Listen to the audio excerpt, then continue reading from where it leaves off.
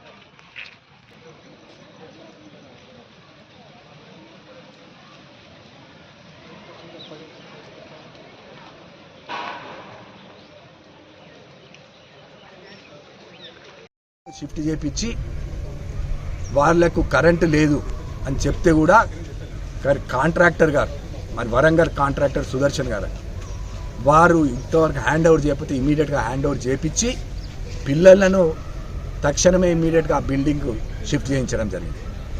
నిన్న 2 రోజుల నుంచి వెళ్ళి మా జగిత్యాల జిల్లా పోలీస్ కానీ, మా కొరుట్ల మెట్పల్లి డిఎస్పీ గారు, సిఐ గారు మరి ఇక్కడ 2 డేస్ నుంచి వెళ్ళి ఇక్కడ ఉంటూ మరి వాటి ఏమైతే పిల్లలకైతే ఏదైతే ఇబ్బంది కలగకుండా కూడా పోలీస్ డిపార్ట్మెంట్ కానీ, రెవెన్యూ డిపార్ట్మెంట్ కానీ వారు వంతు సహకారం చేసి తక్షణమే పిల్లలందరినీ కూడా కొత్త బిల్డింగ్కు షిఫ్ట్ చేయడం జరిగింది రాత్రి.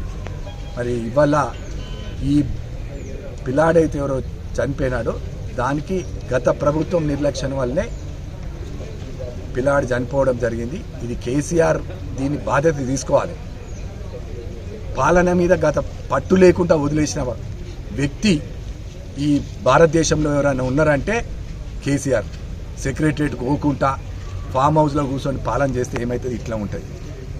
కోట్లాది రూపాయలు, లక్షల కోట్ల రూపాయలు ఏదైతే దుర్వినియోగం చేసింది ఏదైనా ఉన్నదంటే మరి టీఆర్ఎస్ ప్రభుత్వం. కమిషన్ల కోసం బిల్డింగ్లు ఇచ్చి 6 సంవత్సరాల నుంచి కూడా 8 సంవత్సరాల నుంచి కూడా మరి బిల్డింగ్ కంప్లీట్ కాలేదంటే మీరు ఆలోచించదగ్గ విషయం.